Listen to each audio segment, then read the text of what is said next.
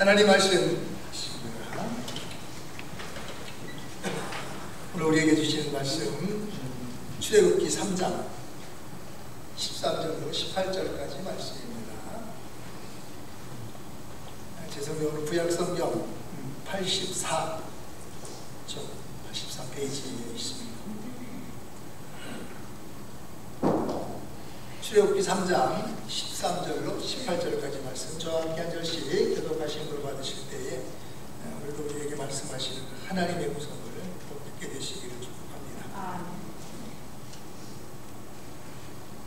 모세가 하나님께 아뢰되 내가 이스라엘 자손에게 가서 이르기를 너희 조상의 하나님이 나를 너희에게 보내셨다 하면 그들이 내게 묻기를 그의 이름이 무엇이냐 하리니 내가 무엇이라고 그들에게 말하리까? 하나님이 모세에게 이르시되 너는 소수를 잔다리라. 또 이르시되 너는 이스라엘 자손에게 이같이 이르기를 소수로 있는 자가 나를 너희에게 보내셨다. 하나님이 또 모세에게 이르시되 너는 이스라엘 자손에게 이와 같이 이르기를 너희 조상의 하나님 여호와 곧 아브라함의 하나님, 이삭의 하나님, 야곱의 하나님께서 나를 너희에게 보내셨다 하라. 이는 나의 영원한 이름이요 대대로 기억할 나의 칭호니라. 너는 가서 이스라엘 자손을 모으고 그들에게 이르기를 여호와 너희 조상의 하나님 곧 아브라함과 이삭과 야곱의 하나님이 내게 나타나시되 내가 주로 너희와 너희에게서 나를 주시리로다. 내가 말하였거니와 내가 너희를 애굽의 고난 중에서 인도하여 내어 젖과 꿀이 흐르는 땅 곧 가나안 족속, 헷 족속, 아모리 족속, 그리스 족속, 히위 족속, 여부스 족속의 땅으로 올라가게 하리라 하였다 하면 그들이 말하였으니 너는 그의 자손과 함께 내가 이르기를 히브리 사람의 하나님 여호와께서 우리에게 임하셨은즉 우리가 우리 하나님 여호와께 제사를 드리려 하오니 사흘 길쭉 광야로 가도록 허락하소서 하라. 아멘. 하나님, 오늘도 저희들이 하나님 앞에 예배 가운데에 이제 하나님의 말씀을 저희들이 듣습니다. 그 우리와 함께 하시며 우리를 통치하시고 우리를 다스리시며 우리를 인도하시는 하나님의 말씀, 그 거룩하신 하나님의 말씀이 선포될 때에 전하는 자 듣는 자 모두 하나님의 말씀에 아멘하게 하시고 그 아멘으로 새겨진 말씀이 삶으로 사라지는, 살게 하시는 하나님의 능력이 되게 하여 주시옵소서. 아멘. 예수 그리스도의 이름으로 기도하옵나이다. 아멘. 지금 우리는 사순절 기간을 지내고 있잖아요. 사순절. 그러니까 제의 수요일 그러나요? 슈웨이트데이. 지난 3월 5일 그 수요일부터 시작이 되어서 부활절 전날까지 주일을 제외한 40일 기간을 이제 우리는 사순절 그렇게 얘기를 합니다. 그러니까 이 시간은 특별히 주님이 당하신 고난을 묵상하는 가운데에 우리의 삶으로 주님을 묵상하면서 어떤 분들은 뭐 금식을 하시기도 하고 또 어떤 분들은 뭐 자기가 좋아하는 것을 또 한 40일 동안은 절제를 하기도 하고 뭐 그런 모습을 보인다고 하는데, 그러니까 어쨌든 그 표현된 방식이야 뭐 각자 다르겠지만 이 사순절의 의미, 이제 주님께서 당하신 고난을 묵상하고 그 고난에 참여한다는 데 의미가 있지 않겠습니까? 그래서 이번 사순절 기간, 사실 뭐 지난 주일부터 시작을 했어야 되는데 팔복이 끝나지 않아서 이제 오늘부터 우리는 교회에 들어섰다, 문턱을 들어섰다, 아니면 뭐 교회하고 무관한 분들도 다 아시잖아요. 어린애들도 다 아는 요한복음 3장 16절을 이제 이 사순절 기간 동안에 묵상을 하려고 합니다. 이 요한복음 3장 16절은요, 흔히 뭐 작은 복음이다. 복음의 그 내용들이 모두 여기 요한복음 3장 16절 안에 함축되어 있다, 뭐 이렇게 얘기들을 하는데요. 다 아시잖아요, 그렇죠? 하나님이 세상을 이처럼 사랑하사 독생자를 주셨으니 이는 그를 믿는 자마다 멸망치 않고 영생을 얻게 하려 하십니다. 그래서 생각해 보니까 제가 이 말씀을 준비하다 보니까 요한복음 3장 16절을 2025년 3월 16일에 시작한다는 것은 또 다른 어떤 의미가 있는 것 같기는 해요. 그래서 오늘 먼저 이제 첫 번째 하나님. 과연 하나님은 어떤 분이실까요? 우리 모두 다 잘 알 듯 하기도 하고, 그러나 실상은 모르는 것이 훨씬 더 많은, 잘 모르는 하나님, 당신은 누구십니까? 질문하시기 바랍니다. 그럼 하나님이 대답해 주실 것 같아요. 오늘 모세도 물어봤잖아요. 하나님, 내가 이스라엘 백성들에게 이제 가라고 하시니까 가기는 가겠는데 그들이 도대체 너를 보낸 하나님이 누구냐? 그렇게 물어보면 제가 뭐라고 대답할까요? 그랬더니 하나님이 말씀해 주시잖아요. 하나님은 한두 마디로는 우리 인간의 이해로서는 설명이 안 되는 크고 위대하신 하나님. 그 하나님이 크시다면 도대체 얼마나 크신 분일까요? 우리는 그분을 그래서 온전히 알 수 없다는 것입니다. 우리가 때로는 우리를 낳아주신 육신의 아버지도 우리가 잘 모르잖아요. 그렇죠? 그분이 무슨 생각을 하고 계시는지, 무엇 때문에 고민하고 계시는지 자식들이 잘 몰라요. 그런데 어떻게 하나님을 우리가 온전히 알 수 있다고 할 수 있겠습니까? 이거는 오히려 하나님을 우리가 온전히 안다고 보면 이거는 불경한 거예요. 우리는 그럴 수 없습니다. 하나님에 대해서 우리가 아는 것은 파편적인 것, 아주 일부분. 그러니까 소경이 마치 코끼리 더듬는 것처럼, 그러니까 모르잖아요. 그 소경에게 코끼리를 더듬으면서 코끼리가 어떻게 생겼니? 그러니까 통나무처럼 생겼어. 그럼 뭐야? 다리 만져본 거잖아요. 평평한 벽 같네. 그러면 어디? 배 만진 거겠죠. 그리고 또 코끼리가 부채 같아. 그러면 어디 만졌게요? 귀 만졌죠. 그죠? 그리고 뾰족한 창 같아. 그러면 어디 만졌을까요? 예, 상아 만진 거예요. 그리고 새끼들 같이 생겼네. 그러면 어디 만졌? 꼬리 만진 거지. 그죠? 이제 그런 거라고 비유할 수 있는데, 경험되어진 만큼 알게 된다. 하나님을 경험하는 삶, 이런 책도 있던데, 하나님을 만나서 그분을 많이 경험한 만큼 우리는 하나님에 대해서 더 알 수 있다. 그게 없으면 알지도 못하지만 안다고는 하는데 잘못 알고, 그러다 보니 그분의 뜻과는 전혀 무관하게 살기도 하고. 기러기 아빠들 있잖아요. 그러니까 미국에, 그쵸, 다른 미국에 이제 자녀들을 유학을 보내니까 엄마까지 딸려서 보내고 아빠 혼자서 한국에 남아가지고 이렇게 이제 그 서포트하는. 미국에 있는 자녀들 정말로 보고 싶잖아요. 1년 내내 그냥 기다리다가 휴가 얻으면 어떻게 해요? 휴가 얻는 날 미국에 한번 이제 와서 찾아오고, 그래서 만나고 가고. 그래서 아버지는 그냥 그 자녀들 생각에 정말로 이제 휴가 때만 되면 자녀들을 찾아오지만, 아버지와 떨어져 사는 자녀들, 그분이 당연히 아버지인 거 알죠. 그리고 혼자서 한국에 남아서 정말로 고생하면서 우리들을 위해서 생활비 보내주시고, 고생하는 건 다 알아요. 머리로는 다 안다니까요. 그러나 함께 경험한 그런 시간이 없기 때문에 만나도 별로 할 말이 없어요. 그리고 이제 아버지가 한국에서 고생하다가 미국에 와보니까 자녀들 사는 거 보니까 별로 못마땅하잖아요. 그래서 잔소리하면 아버지가 와 계신 게 오히려 불편해져요. 언제 가시나?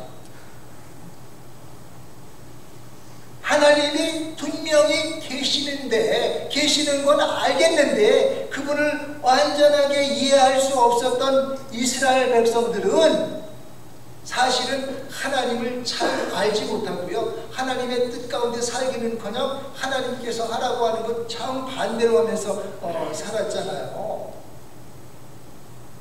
그들이 하나님을 만나 경험한 만큼만 이제 하나님을 알게 되었는데, 그러니까 우리가 머리에 들어서 아는 것, 배워서 아는 것, 아는 것처럼 생각하는 것은 아는 게 아니라는 것. 그들이 경험으로 만난 하나님이 그분을 부르는 대명사, 그분의 이름이 되었습니다. 우리는 하나님을 많이 알고 있잖아요. 그 이름을 통해서. 그래서 우리도 아는 뭐 이제 창세기를 열자마자 나오는 엘로힘 뭐 이거 다 알죠. 그래서 엘 그게 하나님의 이름인데 이스라엘도 그 하나님 이름과 연관이 되어 있잖아요. 그래서 이 엘에서 비롯한 여러 또 하나님의 이름들이 있습니다. 우리가 배운 것만도 엘로이 있단 말이에요. 엘로이. 그게 언제적 이름인가요? 하갈이 집에 쫓겨나와가지고 하나님을 만났잖아요. 이게 하나님께서 얘기해 주시잖아요. 다 알고 있어 너. 그러니까 이제 집으로 돌아가서 여주인에게 복종해라. 그랬을 때 하갈이 뭐라고 얘기를 해요? 나를 살피시는 하나님, 나를 다 보고 계시는 하나님. 그게 엘로이란 말이에요. 그리고 오늘 이제 보셨지만 하나님께서 하나님의 이름을 직접 우리들이 이제 뭐 경험적으로 안 것도 있지만 하나님께서 직접 본인에 대해서 자기소개를 하셨단 말이죠. 그게 뭐예요? 여호와. 나는 스스로 있는 자니다 이렇게 말씀하셨는데 그 여호와에 덧대서 우리들은 또 하나님을 경험한 만큼 하나님의 이름을 불렀단 말입니다. 여호와 이레.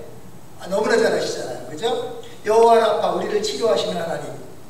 여호와 샬롬 평강의 하나님. 여호와 니시 깃발 되시는 하나님. 승리를 주시는 하나님. 여호와 삼마 이거 언제 들으셨나요? 거기에 계신 하나님. 이스라엘 백성과 함께 거기에 계신 하나님. 이 다 배운 건데 이제 기억이 잘 안 되죠 우리는. 그리고 뭐 아도나이 뭐 등등등 하나님을 부르는 이름들이 많이 있습니다. 어쨌든 그러던 어느 날 하나님께서 직접 하나님 되심을 나타내 알려주셨단 말이에요. 그래서 우리 기독교는 계시의 종교 이렇게 얘기를 하거든요. 그러니까 우리가 열심히 공부하고 연구해서 하나님을 알고 우리의 노력으로 하나님을 만난 것이 아니고요. 인간은 그럴 능력이 없다니까요. 하나님이 직접 스스로를 드러내시며 자기소개를 하시고 그러니까 하나님은 누구시고 인간 너희들은 또 무엇이며 어떻게 이 세상에 왔고 왜 사는지 그리고 하나님과는 무슨 관계인지를 하나님께서 직접 하나씩 알려주셨단 말이에요. 그래서 우리는 하나님을 알고 그리고 만나고 그리고 그분과의 친밀한 관계 가운데에 살고 있다. 하나님은 아브라함을 부르셔서 믿음의 조상으로 삼으시고 그 후손들을 이제 민족을 이루도록 기다리셨어요. 그러니까 애굽에서 장정 400년, 430년 이렇게 얘기를 하는데 그 시간을 기다리셨다가 이제 하나님은 애굽에서 종으로 전락해버린 이 이스라엘 백성들을 그곳에서 불러내시는 출애굽을 시키실 때가 되었으므로 이제 그 백성들을 이끌고 갈 모세를 부르시는 것입니다. 이때 모세 장인의 양을 키우면서 나이가 80이 된 노인이었습니다. 아니 나이 40대도 있었고 팔팔할 때도 있었는데 하나님은 이제 자기가 가진 건 아무것도 없고 처갓집에 붙어서 장인의 양이나 돌보고 있는 이 80을 먹은 이 노인 모세를 부르셨어요. 그러니까 모세는 자신이 없는 거예요 이제. 그리고 또 아마 하기 싫었을 수도 있을 것 같아요. 이제 모세가 얘기를 하잖아요. 13절 이제 하나님께서 그렇게 저희를 보내시면 모세가 하나님께 아뢰되 내가 이스라엘 자손에게 가서 이르기를 너희 조상의 하나님이 나를 너희에게 보내셨다 하면 그들이 내게 묻기를 그의 이름이 무엇이냐 하리니 내가 무엇이라고 그들에게 말하리까. 그랬더니 하나님께서 대답하셨을 거 아니에요. 모세가 물어보니까. 오늘 4절 말씀에 보니까 뭐라고 얘기를 해요? 여호와께서 그가 14절 말씀 하나님이 모세에게 이르시되 나는 스스로 있는 자이니라. 또 이르시되 너는 이스라엘 자손에게 이같이 이르기를 스스로 있는 자가 나를 너희에게 보내셨다. 그 스스로 있는 자 그게 이제 영어로 표현하면 I am 이렇게 되는데 이게 저거를 지어가면 뭐 어떻게 돼요? 그냥 나는 나야. 내가 나를 뭐라고 설명하리? 그래서 그거를 이제 스스로 있는 자 이렇게 번역을 했고요. 그 이름이 바로 여호와. 그 여호와 하나님은 어떤 분이실까요? 이분은 영원하신 하나님. 그리고 지금 그리고 앞으로도 영원히 계시는 하나님. 오늘 15절 말씀 볼게요. 하나님이 또 모세에게 이르시되 너는 이스라엘 자손에게 이같이 이르기를 너희 조상의 하나님 여호와 곧 아브라함의 하나님 이삭의 하나님 야곱의 하나님께서 나를 너희에게 보내셨다 하라. 이는 나의 영원한 이름이요 대대로 기억할 나의 칭호니라. 하나님은 영원하신 분입니다. 태초부터 끝날까지 알파와 오메가 되시고 전에도 계셨고 이제도 계시고 또 장차 오실 분. 요한계시록 1장 8절에 보니까 주 하나님이 이르시되 나는 알파요 오메가라. 이제도 있고 전에도 있었고 장차 올 자요 전능한 자라 하시더라. 이런 것들이 이렇게 말씀하시는 것이 유한한 인간. 그러니까 영원부터 영원까지를 뭐 사는 것은 고사하고 본 적도 없는 인간의 이해를 초월하는 말씀입니다. 이런 말을 들으면 뭐 말을 하시니까 듣기는 듣겠는데 저게 도대체 뭐예요? 그런 게 있기는 해요. 지금까지 본 것 모두 유한한 것이었잖아요. 그런데 하나님 그분 영원해? 근데 그분 어디 계셔? 영원한데 안 보이잖아. 이걸 이해할 수 없는 인간들을 위해서 예수님께서는 실제로 육신을 가진 분으로 오셔서 실제로 존재하는 하나님을 보여주셨다 말입니다. 그래서 예수님 말씀하잖아요. 나를 본 자는 하나님을 본 것이다. 그 예수님은 유대인들과의 대화 중에 이런 말씀을 하세요. 요한복음 8장 56절에 보니까 너희 조상 아브라함은 나의 때 볼 것을 즐거워하다가 보고 기뻐하였느니라. 그러니까 예수님의 이 말씀은요, 예수님이 아브라함과 같은 시대에 살았던 것으로 그렇게 이해를 하는 그런 오해를 범하기에 충분한 그런 말씀이에요. 아브라함이 나의 때 볼 것을 보고 즐거워하다가 보고 기뻐했대요. 그러니까 이 말의 허점이라고 생각했던 그것을 놓치지 않는 유대인들은 당장 분노하잖아요. 그랬더니 이렇게 얘기를 해요.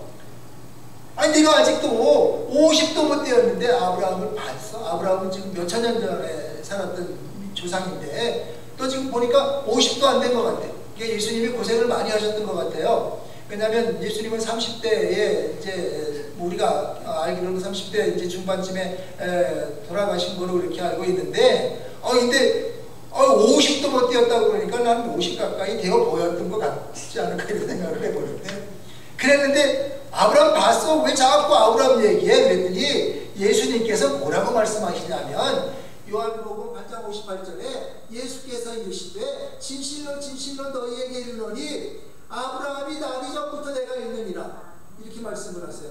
이게 이 아브라함을 믿음의 조상으로 생각했던 이스라엘 백성들이 보면 얼마나 이 불경한 말씀이에요. 근데 이 문장을 한번 잘 보세요. 아브라함이 나기 전부터 내가 있느니라. 물론 한국말도 보겠지만 영어 보면 Before Abraham was born I am 이랬단 말이에요. 우리 중에서 영어 제일 잘하는 셀이 저거 맞아요 문장? Before Abraham was born, I am. 그러면 저게 문법적으로 맞는 말이에요. 그리고 한국말도 마찬가지예요. 아브라함이 나기 전부터 내가 있었느니라 그래야 되잖아요. 그래야 맞는 문장이잖아요. 문법적으로. 근데 아브라함이 나기 전부터 내가 있느니라 이렇게 얘기를 해요. 영어도 마찬가지입니다. Before Abraham was born, I am 이렇게 얘기하잖아요. 이게 뭐예요? 성경 잘못됐나요? 이건 문법적으로는 말이 안 되는 거예요. 시제가 안 맞습니다. 근데 여기서 I am은 뭐 주어 플러스 비동사 이렇게 이해할 수도 있지만 아까 뭐라 했어요? 하나님께서 나는 스스로 있는 자니라 그랬을 때 뭐라고 그랬어요? I am 이렇게 말씀하셨잖아요. 이 I am 스스로 계신 분, 말씀으로 천지를 창조하시고 다스리시고 보존하시고 통치하시는 하나님, 예수님은 인간의 모습으로 오신 바로 그 I am 대신 I am who I am 대신 그 I am 그 하나님이셨단 말이에요. 근데 이스라엘 백성들은 그걸 언더스탠을 못한 거예요. 그런데 놀라운 것은 뭐 놀랄 것이 뭐 한두 가지는 아니지만 놀라운 것은 우리가 영원하신 하나님을 믿음으로 우리 유한했던 우리 인생이 하나님을 따라 영원한 생명을 소유한 존재가 되었다는 말입니다. 이거 얼마나 놀라운 일이에요. 요한복음 17장 3절에 보니까 영생은 곧 유일하신 참 하나님과 그가 보내신 자 예수 그리스도를 아는 것입니다. 우리가 예수 그리스도를 알므로 인해서 우리가 뭐야? 영생을 얻게 되었단 말이에요. 영원한 삶을 살게 되었다는 것입니다. 우리가 참되신 하나님을 알고 또 하나님이 보내신 아들 예수 그리스도를 믿으면 우리는 영원한 생명을 선물로 받게 되었다는 것입니다. 세상에 줄 수 없고 세상에서는 꿈조차 꿀 수 없었던 이해할 수 없는 선물, 일어난 선물은 그 선물을 주신 분은 바로 여호와 하나님, 그분께서 주신 거예요. 호랑이는 죽어서 가죽을 남기고 사람은 죽어서 이름을 남긴다고 그랬잖아요. 그렇지만 시간이 지나면 가죽도 썩고 이름도 잊혀지는 것입니다. 아무리 유명한 이름도 시간 지나면 잊혀지는 거예요. 그러나 영원부터 영원까지 계시며 영원히 기억될 이름 여호와, 그 하나님만이 영원하신 분입니다. 아멘. 또한 여호와 하나님 I am who I am 되신 여호와 하나님은 영원하신 하나님이시며 또한 뭐야? 신실하신 하나님이시다. 언약을 지키시는 하나님, 변함이 없으신 하나님. 15절 말씀. 또 하나님이 모세에게 이르시되 너는 이스라엘 자손에게 이같이 이르기를 너희 조상의 하나님 여호와 곧 아브라함의 하나님 이삭의 하나님 야곱의 하나님께서 나를 너희에게 보내셨다 하라. 이는 나의 영원한 이름이요 대대로 기억될 나의 칭원이라. 또한 우리 17절 말씀에도 보면 내가 말하였거니와 내가 너희를 애굽의 고난 중에서 인도하여 내어 젖과 꿀이 흐르는 땅 곧 가나안 족속, 헷 족속, 아모리 족속, 히브리 족속, 히위 족속, 여부스 족속의 땅으로 올라가게 하리라 하셨다.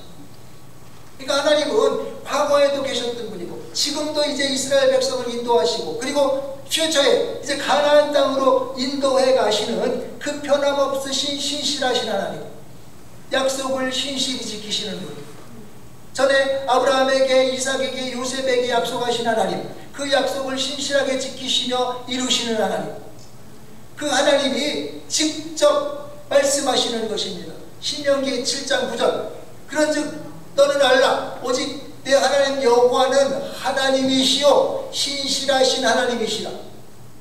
그를 사랑하고 그의 계명을 지키는 자에게는 천대까지 그의 언약을 이행하시는 분이시다. 아멘.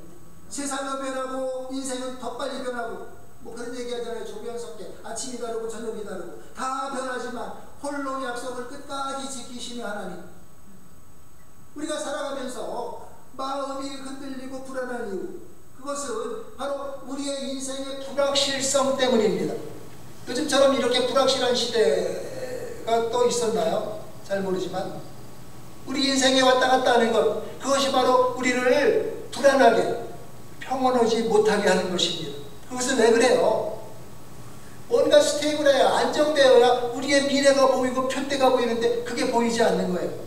어느 한순간 보인다고 하더라도 금방 없어지거나 흔들리는 것을 바라보고 달려가면, 없어질 것을 보고 달려가면 그러면 우리의 삶도 흔들릴 수밖에 없습니다. 달리기를 하는데 마라톤 선수가 달려가는데 목적지가 있어야 되잖아요. 목적지는 윈스턴셀럼이다 그러고 해서 막 서쪽으로 달려가는데 아니야 그린스보로야. 그러면 어떻게 해요? 또 막 거꾸로 달려가다가 아니야 그린스보로도 아니네 하이포인트야. 그럼 어떻게 해요? 또 남쪽으로 틀었다가 아니야 어디 커너스빌이란다.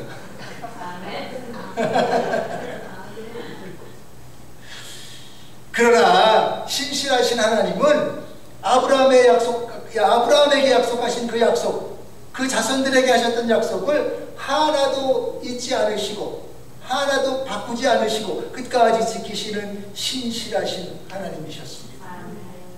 또한 영원하신 하나님, 신실하신 하나님은 오늘 우리와 함께 하시는 임마누엘 하나님이시란 말이에요.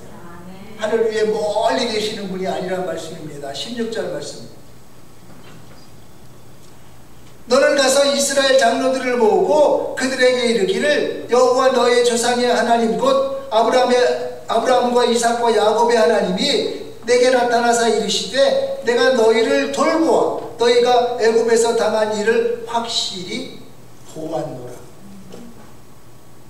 하나님께서 그러시잖아요. 내가 이스라엘 백성들이 당하는 고난을 보고 다 봤다, 알고, 그래서 이제 너희들을 고난에서 이끌어낸다. 우리 아버지들 있잖아요. 가정의 아버지. 아버지에게는 제가 볼 때 양면성이 있는 거예요. 왜냐하면 가정에서는 가정의 질서를 지켜야 되잖아요. 그 가정의 질서를 지키는 아버지는 근엄하셔야 돼요. 그렇죠? 그래서 딱 기둥이 되어가지고 정말 흔들리지 않고 가정을 지키는 굳건한 아버지. 그런데 자녀를 향해서는 어떻게 해요? 끝없는 사랑으로 친근한 아버지. 이게 두 개가 다 하기가 어려운데 옛날에 아버지는 전자에 너무 비중이 컸었어요. 그래서 근엄한 아버지, 막 위계질서, 큰소리 지르고 막 이런 아버지였단 말이야. 근데 요즘의 아버지는 너무 후자 쪽에 가까워요. 그래가지고 자녀를 사랑하는 것까지는 좋은데 위계질서가 이게 엉망이란 말이죠. 할아버지가 손자 귀엽다고 그러면 어떻게 나중에 손자가 할아버지 수염 끄들르는 겁니다. 이 두 개가 적절하게 잘 조화가 되어야 된단 말이죠. 하나님은 하나님이신데 하늘 멀리 계셔서 우리를 보고 계시기는 한데 기러기 아빠 되시면, 그래서 멀리서 계시면서 우리에게 뭐 필요한 것도 주시는 것 같고 그러는 것 같긴데 우리의 삶과 직접 연관이 없으면, 내가 하나님을 볼 수 없고 만날 수 없으면, 그런 아빠가 되면, 기러기 아빠가 되면 경제적인 도움을 받을 수 있을지 몰라도 관계가 파탄난단 말이에요. 그러나 하나님은 어떻게 해요? God with us. 하나님이 우리와 함께 계시다. 오늘 2025년 표입니다. 애굽에서 종살이하던 백성을 이끌어내시기로 할 때 하나님은 하늘 그 어딘가 멀리에서 시계에 딱 맞춰 놓으시고 시간 맞춰 놓고 400년 지났네, 알람 울렸네, 때가 되었구나, 그러신 게 아니고요. 그들의 고통을 보시고 아시고 이끌어내시고, 그리고 그 이후에도 그들을 이끌어내신, 애굽에서 불러내신 그 이후에도 출애굽기 40장 38절 낮에는 여호와의 구름이 성막 위에 있고 밤에는 불이 그 구름 가운데에 있음을 이스라엘의 온 족속이 그 모든 행진하는 길에서 어떻게 눈으로 봤다는 거예요. 저 불기둥과 구름기둥이 뭐라고요? 하나님의 임재의 상징, 하나님이 거기 계시다는 것을 이스라엘 백성이 직접 볼 수 있도록 불기둥과 구름기둥으로 이스라엘 백성과 함께 하셨다는 것입니다.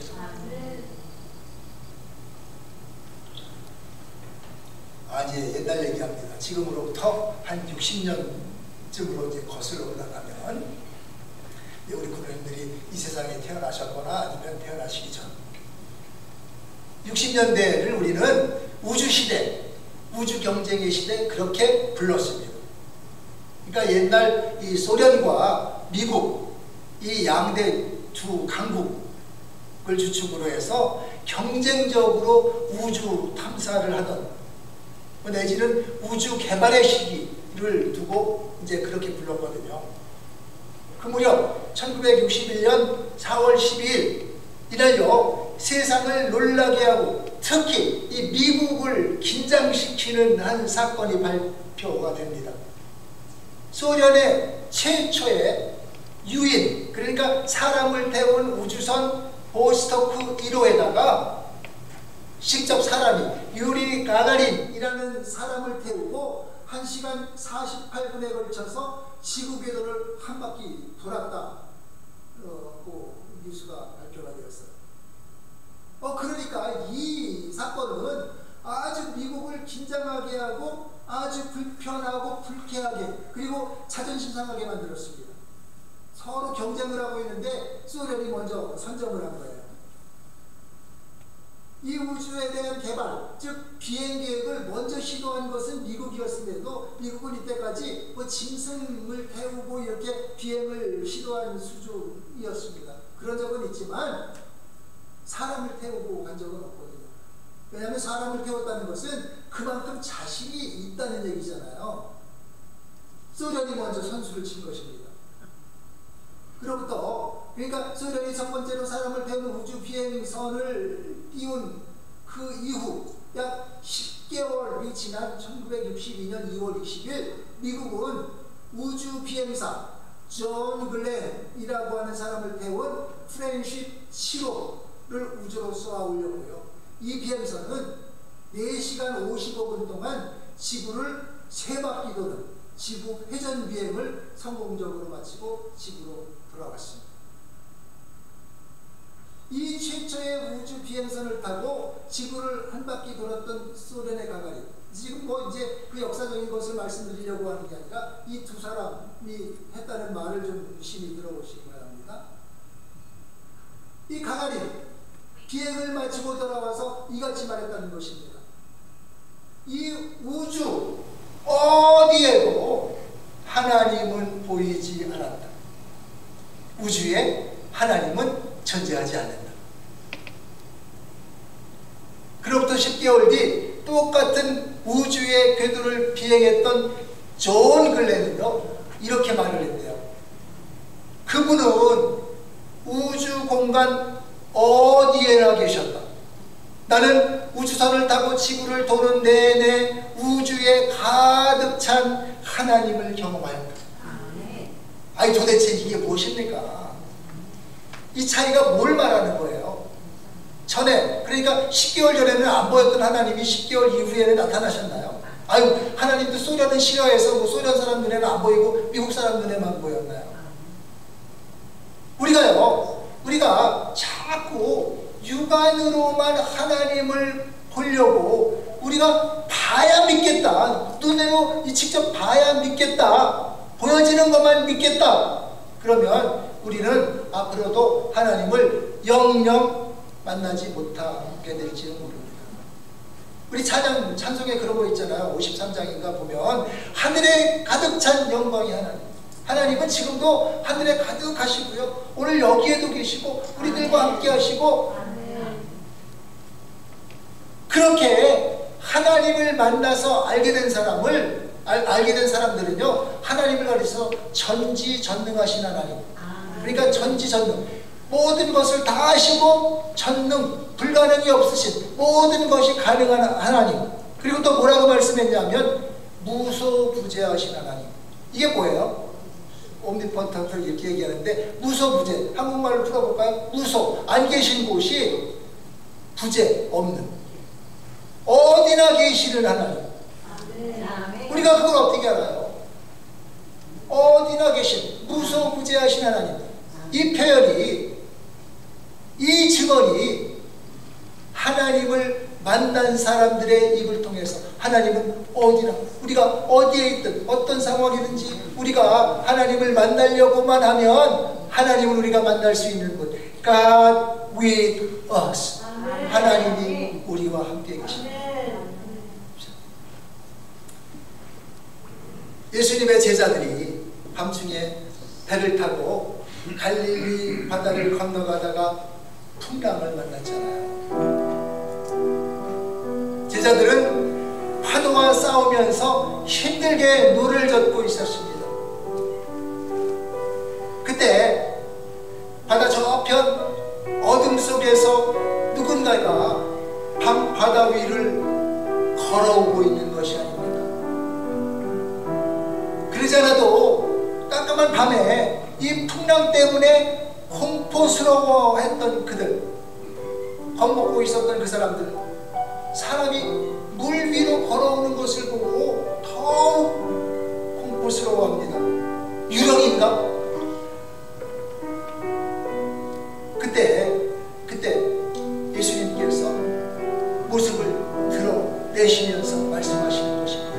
마태복음 4장 27절 안심하라. 유령 아니야. 나니 두려워하지 말라. 나야 나. I am. 나 여기 있어. 안심해. 오늘도 우리의 삶 언저리에서, 우리의 주변에서 수시로 일어나는 이 거친 풍랑, 깜깜한 밤, 그 밤에 풍랑이 일어서 거친 파도가 막 몰려오면 우리 또한 두렵잖아요. 이것을 어떻게 지나가야 되는가? 소리도 질러, 또 어떤 때는 좌절도 하고 불평. 그 풍랑 가운데로 오셔서 안심해. 나야 나 여기 있어. 그분이 우리의 여호와 샬롬, 평강의 하나님, 우리에게 평안을 주시고 우리의 환경, 그 여건이 어떠하든 간에 오히려 우리의 주변으로 풍랑이 불어올수록 우리가 더 그 풍랑 위에서, 풍랑에 쓰러져서 휩쓸려가는 것이 아니라 그 풍랑을 이기고 우리가 그 항해를 계속할 수 있는 그것은 나와 함께 하시는, 우리와 함께 하시는 하나님, 나야 안심해라. 여호와 샬롬, 그는 바로 우리의 여호와 하나님이신 것입니다.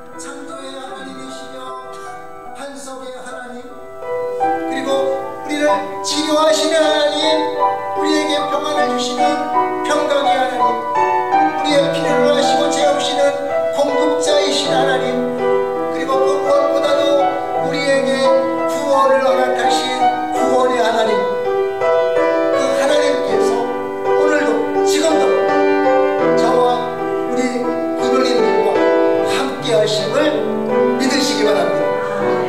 기도하겠습니다.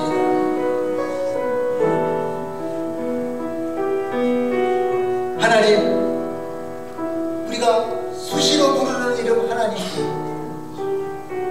그러나 우리는 때로는 하나님을 잘 알지 못합니다. 우리가 하나님을 부르지만, 하나님 앞에 나왔다고 하지만, 하나님의 말씀을 듣는다고 하지만, 하나님의 백성이라고 하지만, 우리는 때로는 하나님을 부릅니다. 그러나 우리에게 다가오셔서 우리에게 먼저 손 내미시고 하나님 되심을 먼저 알려주시고 또 우리의 존재됨을 알게 하시고, 그래서 하나님을 따라서 살게 하시는 그 하나님, 지금도 우리와 함께 하시는 하나님, 그 하나님을 우리가 볼 수 있도록, 그 하나님을 우리가 만질 수 있도록, 그 하나님의 손을 우리가 잡을 수 있도록 하나님, 우리의 눈과 우리의 오감을 열어주셔서 지금도 여기에 계시는 하나님, 나와 함께 하시는 하나님, 전능하신 하나님, 그 신실하신 하나님을 우리가 만나서 그분을 따라서 오늘도 풍랑이 있는 이 항해를, 이 광풍이 있는 바다를 하나님 노져갈 수 있도록 우리의 선장이 되어주시고 우리의 인도자가 되어 주시옵소서. 오늘도 우리의 삶과 함께 하시는 그 하나님을 우리들이 바라봅니다. 하나님, 우리가 하나님을 우리의 시야에서 놓치지 않고 늘 우리 앞에 계시는 그 하나님을, 구름 기둥과 불 기둥을 바라보았던 그 이스라엘 백성들처럼 우리의 눈으로 바라보고 나아갈 수 있도록 도와주시옵소서. 하나님 감사합니다. 예수 그리스도 이름으로 기도하옵나이다.